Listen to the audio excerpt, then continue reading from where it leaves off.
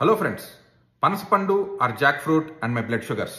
దీన్ని కట్ చేసి seeds remove చేసిన తర్వాత 130 గ్రామ్స్ ఆఫ్ ఈ పనసపండును తిని మన బ్లడ్లోని షుగర్ లెవెల్స్ ఎలా ఇంపాక్ట్ అవుతుందో మనం కంటిన్యూస్ గ్లూకోజ్ మానిటర్ యూజ్ చేసి తెలుసుకుందాం.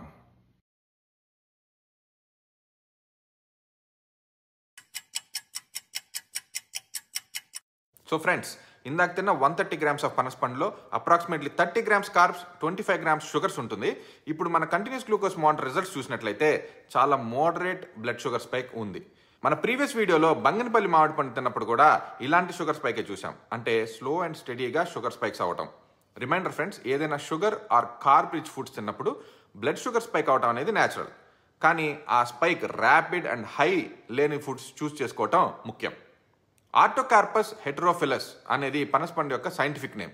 ఒక పాపులర్ రీసెర్చ్ ఆర్టికల్లో చదవంగా తెలిసింది ఏంటంటే పనసపండులో antidiabetic, antibacterial, antioxidant benefits ఉంటాయని తెలిసింది. ఆల్రైట్ ఫ్రెండ్స్, ఈ వీడియో కనుక మీకు ఇన్ఫర్మేటివ్ అనిపిస్తే ఫ్రెండ్స్తో తప్పకుండా షేర్ చేయండి అండ్ ఛానల్ని ఫాలో అవ్వడం మర్చిపోవద్దు. మరొక వీడియోతో మళ్ళీ కలుద్దాం. అంతవరకు బాయ్.